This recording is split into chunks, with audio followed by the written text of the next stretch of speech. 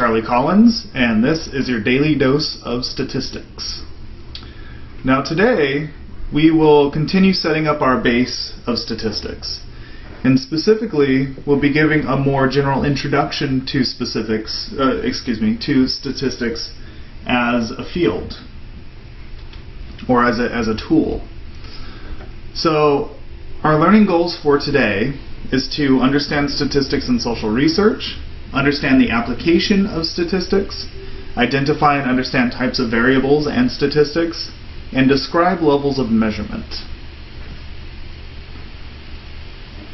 So, real quick, let's just talk about statistics in social science research. And so there are a couple of definitions that I want you to come away with. First, the idea of research. Now, research is a systematic inquiry into various questions, ideas. It can be used to test theories as well, right? So it's a systematic collection of information in a way that allows a researcher to answer questions. Quantitative research specifically utilizes numbers or data for research, right? And this is different than qualitative research, where qualitative research uses words or text, right? Quantitative research uses numerical information. And statistics is the mathematical techniques or tools that are used to organize, understand, and analyze the quantitative numerical information collected from research, right? So in order to conduct research, in order to conduct quantitative research, we need statistics to help us organize and analyze that research. So let's talk about the process of conducting research. First, you kind of start with a hypothesis, right? Then you move on to observations, empirical generalizations, and theories, and then based on theories you move back to hypotheses, right? So the research process is never really done. Oftentimes, when you're conducting research, you end up asking more questions than you ended up answering. So let's talk about hypotheses. Hypotheses are a direct statement or a question about the relationships between variables. Now remember, we talked about variables last time. Now, this can be something as simple as, I think that people who are taller will weigh more, right? That's a simple statement about the relationship between two variables, height and weight, right? Or men will be taller generally than women, right? That's a statement about a relationship between two variables. So what we do is we take this hypothesis and then we move on to observation. Right, so we have this hypothesis, but we haven't collected data about it or any information about it. Observations are a systematic way to collect information or numbers, data to test your hypotheses, right?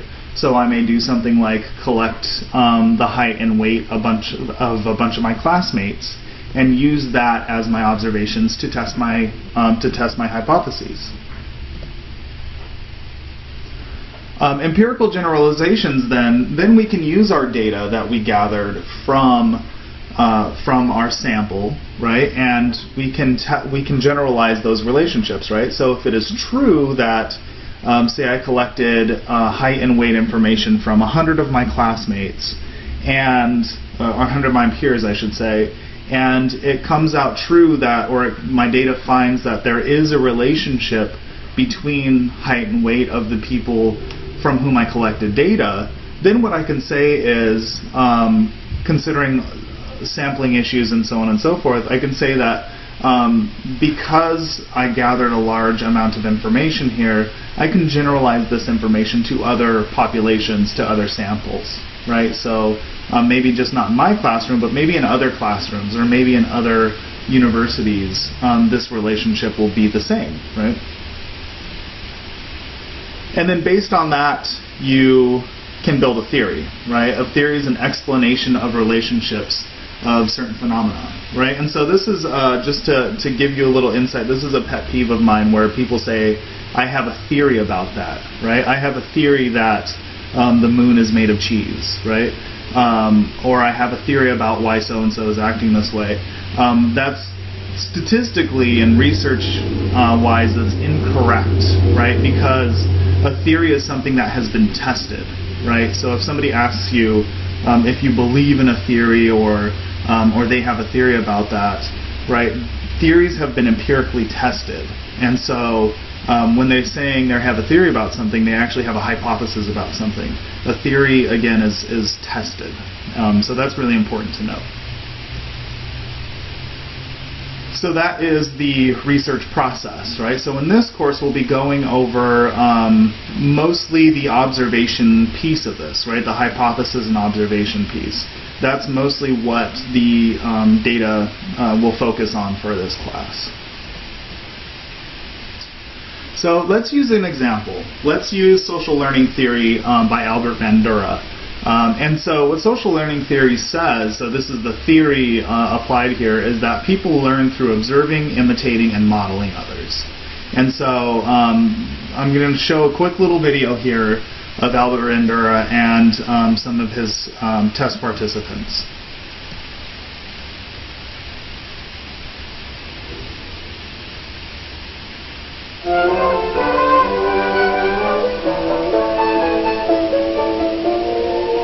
The segment you're about to see is taken from an early experiment on learning of aggressive styles of behavior through modeling.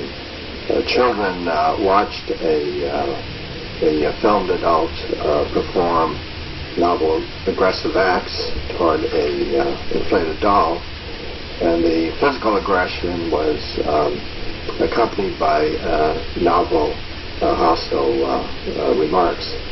We later measured how much of this modeled aggression the children had learned just by watching. Now, the measurement of learning of aggression uses simulated targets rather than live ones. For example, to test how well bombardiers have learned bombing strategies, you would use simulated targets rather than require them to bomb San Francisco or New York. The model pummeled the doll with the mallet, flung it in the air,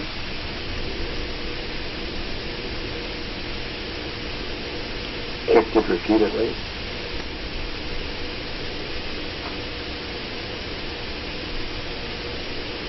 threw it down and beat it.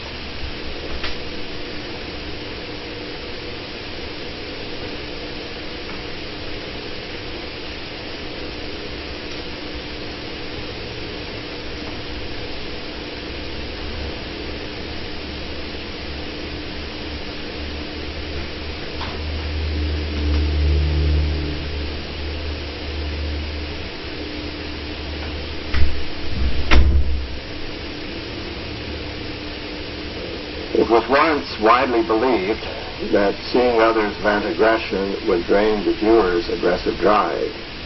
As you can see, exposure to aggressive modeling is hardly cathartic.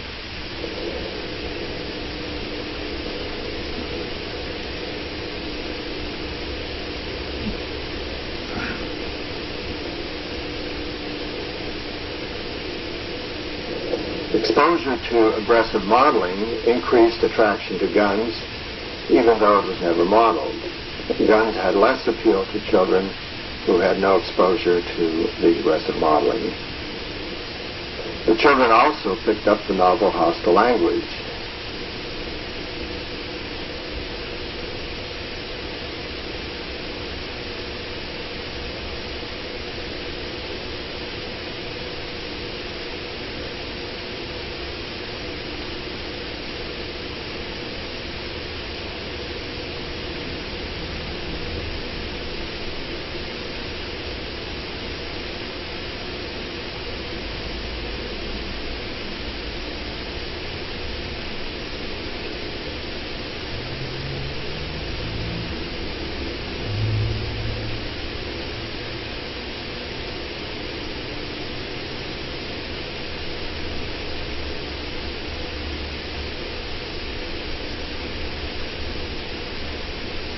The room contained varied play materials.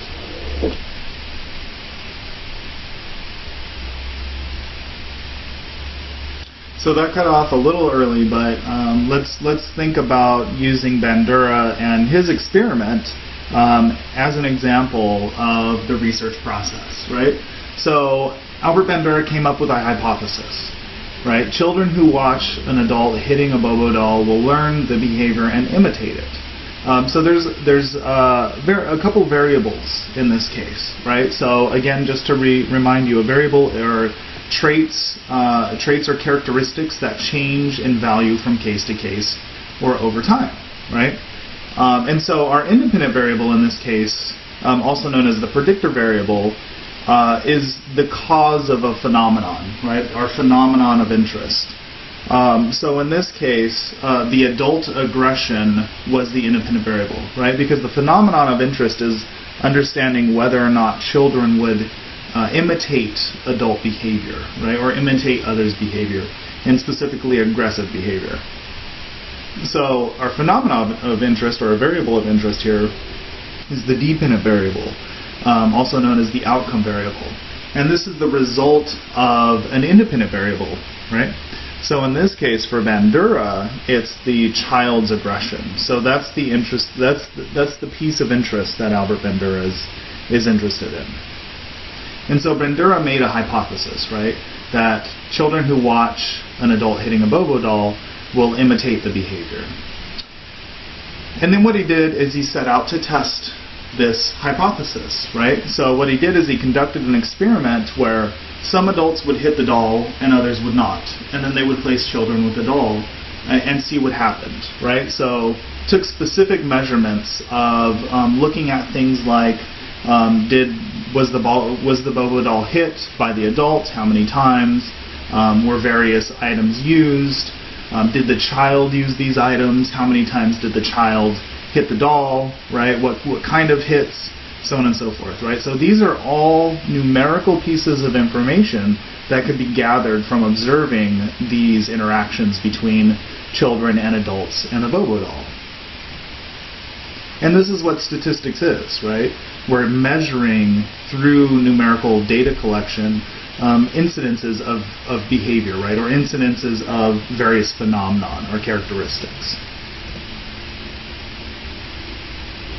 And then, based on the testing of his hypothesis, as he said in the video, that he found that children who witnessed adults that were more aggressive also acted out more aggressively, right? And also used things more frequently, like guns. And so what he can do is he can use this information after several rounds of testing and various experiments to generalize this to other populations, right, or to other samples. And he can say something like, most children learn through observation, not just those specific individuals being studied. And then that leads to a larger theory, right? And so Bandura's theory, social learning theory in this case, contends that people learn through observation, imitation, and modeling. And so that's the larger collective theory. And so based on this theory, you can utilize you can move on to other hypotheses and test other hypotheses to continue building this theory, right? And so that's how a theory is built. It's not built from one study, but it's built from a whole multitude of studies. Before the social learning theory came to be, Albert Bandura had conducted dozens and dozens of different studies to test this theory specifically. This just happens to be one of his most famous.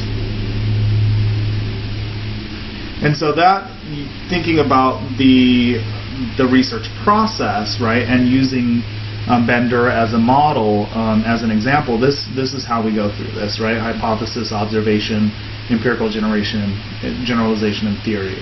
And again, we're going to be focusing mostly on the hypotheses and observations for this course. So let's talk about levels of measurement, right?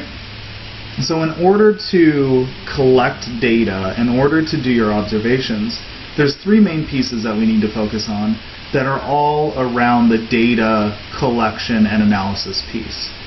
We have variables, we have the ways in which we measure those variables, and then we have the analysis of those variables, right? So you can have a variable, but you can have a variety of different ways to actually measure that variable. So it is the researcher's obligation to identify the variables, but not only identify the variables, but also identify the ways in which to measure the variables, right? So let's take a specific example, and then also moving forward, how to analyze your variables. So let's take an example. Let's take something like age, for example, right? I can identify the variable of age, and I'm interested in measuring something like age. So there's a multitude of different ways that I, as a researcher, can do that. I can simply ask people how old they are. I can ask them what year they were born. I could put them into categories, right? And I could say, are you old, middle-aged, or young? I can ask them at what stage of their life are they in, right? So there's a multitude of different ways to measure this thing that we identify as age. So let's first talk about variables. So again, a variable is something that can change from case to case or over time. And so there are two types of variables. There are discrete variables, and so for discrete variables, the basic unit of measurement cannot be subdivided into smaller parts, right? So these are typically measured in whole numbers. So in the case of Albert Bender and his study, we're talking about things like number of hits to the Bobo doll, the use of a gun or not, the use of a mallet or not, right? So these things are measured in whole numbers, where you can't hit the Bobo doll 1.5 times, right? Or 1.35 times. You can hit it once or you cannot hit it, right? You can either use the gun or you cannot use the gun, right? There's no middle ground there. Continuous variables, on the other hand, are units of measurement that can kind of be theoretically divided infinitely, right? So something like the age of the child, right? We can measure down to the second or the nanosecond. Time spent hitting the Bobo doll, we can measure down to the second or the nanosecond, right? So these are things that can be measured. So these continuous variables are things that can be measured on a much smaller scale, and across units of measurement, right? So they can be subdivided infinitely. Now let's talk about measurement. So when we're talking about the level of measurement, we're talking about the mathematical nature of the variables under consideration, right? So these are the ways that we measure the variables. And there's there's 3 types of scales. We'll focus on 3 types of scales here. There's nominal scales, ordinal scales, and interval ratio scales. Typically in statistics, a lot of researchers or statisticians will distinguish between interval and ratio scales. For the purpose of this class, we will not. They'll just be considered the same type of scale, and that they effectively are. So let's talk about nominal scales real quick. Nominal scales are numerical scores that represent categories, right? And these quote-unquote scores are completely arbitrary. So what they do is they nominate cases or people into specific categories. And there's several rules here, right? So categories should be mutually exclusive, meaning that I, as a single case, cannot fit into more than one category. Categories should be exhaustive, meaning they should contain all categories, so everybody in your sample can fit into one of those categories. And categories should be relatively homogeneous, meaning the same, right? So there should be zero or very little ambiguity as to which category is which. So a couple of examples here. Race is oftentimes a categorical variable, right? Or excuse me, a nominal variable, right? Because you have different types of races, and people typically fit into one category or another, right? White Caucasian, Black African American, Latino, so on and so forth. Now, of course, there are debates around this, and I'm sure we can get into this if you'd like to, but typically this is an example of a nominal variable where people fit into mutually exclusive and exhaustive categories. Gender is another example. Whether or not the child used a gun is an example, right? Now let's talk about ordinal scales. Ordinal scales are similar to nominal scales, but they can be ranked, right? So if we think about race, for example, you can't rank race based on really anything. You can't rank gender on anything. However, there are other variables that you can rank, but are still sort of qualitative in nature, right? That are still categorical. So let's think about something like social economic status, for example. You have upper class, middle class, working class, and lower class, right? You can rank these based on essentially the social status that people have who are in those various classes. Another example is education level, right? High school diploma, some college, some graduate, so on and so forth. Now, again, these are categorical. These are categories that people are being placed into, but they can be ranked based on your educational achievement, right? And so when we're thinking about nominal and ordinal scales, these scales are more quote-unquote qualitative in nature, right? So they describe some particular quality about an individual, and the numbers used represent those categories. And the numbers used are fairly arbitrary, right? So if we take child SES, for example, the difference between a 1 and a 2 isn't necessarily the same as the difference between a 3 and a 4, right? If that makes sense. 3 just represents middle, 2 represents upper middle class. Interval and ratio scales, on the other hand, are actual numerical numbers, right? These are numerical representations actually represent the number, right? So the numerical values can be interpreted. This is not the case with nominal and ordinal scales. So if we look at something like age of the child or age of the adult, right? These are numerical numbers. These are numerical representations that represent specific numbers. A 10-year-old is represented by the number 10. It's 10, right? Time spent hitting the Bobo doll is another case of this, where the numerical representation actually represents the number. And a couple rules to think about here. When we're talking about interval and ratio scales, the interval, there's equal distance between the number of units, right? So let's take age for example. The difference between an 11-year-old and a 10-year-old is 365 days. That's the same number of quote-unquote units between a 14-year-old and a 15-year-old, right? It's still 365 days. In addition, interval and ratio scales have true 0 points, right, where 0 actually means something. So 0 in age means you're not born yet, right? 0 time spent hitting the Bobo doll means that the child spent 0 time hitting the Bobo doll.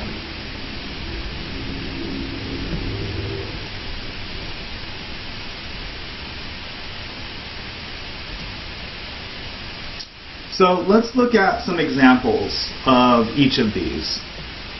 So let's think about nominal variables, for example.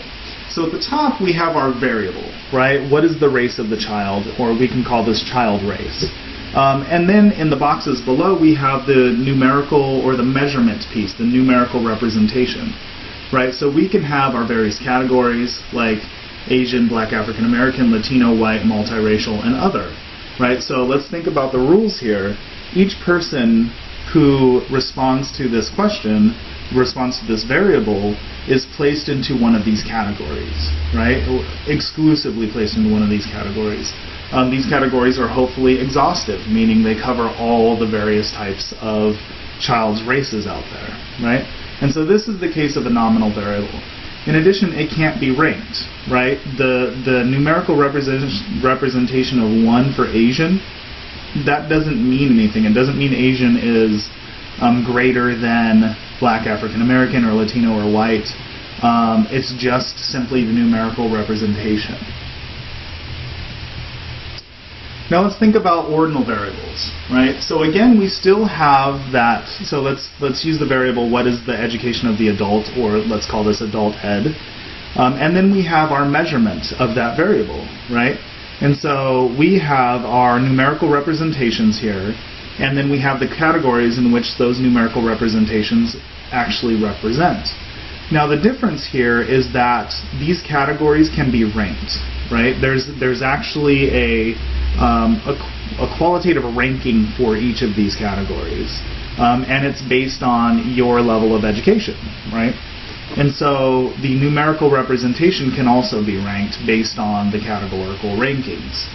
So, for example, did not finish high school is lower educated than somebody who has a high school diploma, for example, which is less educated than somebody with some college, so on and so forth, right? And so, again, these numerical representations sort of represent these categories because they are also in order. But again, like nominal, the numerical representations are fairly arbitrary. It doesn't matter if this is if did not finish high school is 1 or 10, right? It's the numerical representation is simply representing that specific category. Now let's think about interval ratio variables. So let's think about the variable how many times did the child hit the Bobo doll, or we'll call this Bobo hit. Right? And so we have our numerical representation, and then we have our categories. And as you see, the number of times that Bobo was hit is the same for both, right? So the category and the numerical representation are the same thing. So at the end of the day, we don't really even need the numerical representation because we have our category, 0, 1, 2, 3, 4, so on and so forth.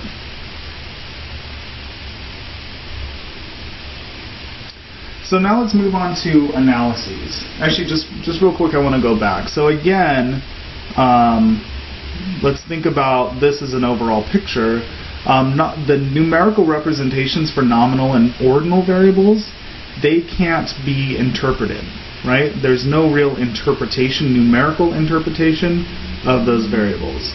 There is, however, for the interval ratio variable, right? If I tell you something like, if you ask me what is the race of the next child and I say 3, that makes no sense, right? Latino makes sense, but 3 makes no sense.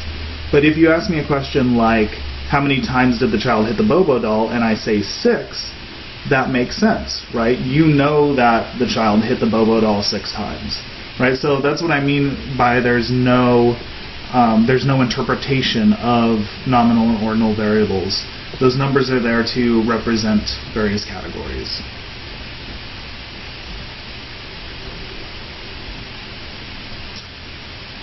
Let's move on to analysis. So now we've collected, we've built our hypotheses, we've collected data around our hypotheses. Now we need to analyze our data. So there's three different types of analyses that we can do. We have univariate descriptive statistics. And what univariate descriptive statistics do is they summarize the information from a single variable, right?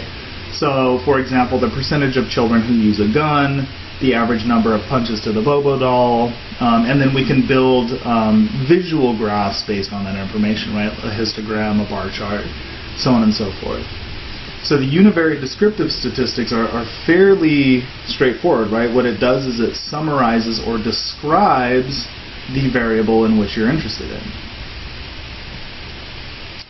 Bivariate and multivariate descriptives, on the other hand, are the summary of relationships between 2 or more variables, right? So again, let's think about the Bandura example. This is the relationship, an example here would be the relationship between the number of adult hits to the Bobo doll and the number of child hits to the Bobo doll. And then inferential statistics uses samples to generalize to populations, right? So, so specifically, a population is all people with a particular characteristic of interest, right? So let's say all children between the ages of 5 and 6 living in the San Francisco Bay Area. That's the population, right? Bandura was at Stanford, which is in the San Francisco Bay Area.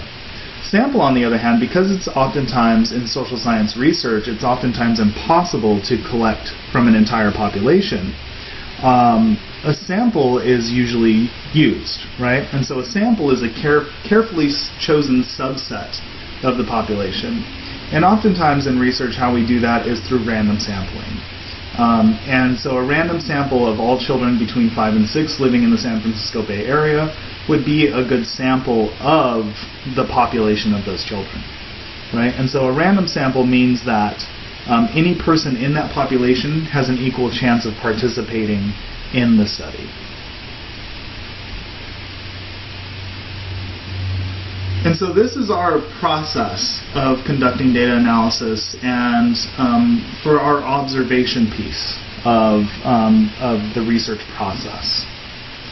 So we go through variables, we identify what our variables are, we measure those variables, and then we have to analyze those variables. So let's go back to the learning goals. What we should have learned today was how to understand statistics generally in a social science research sense, understand the application of statistics, and identify and understand types of variables in statistics, and then describe the levels of measurement. So that is your introduction to statistics, and that is your daily dose of statistics.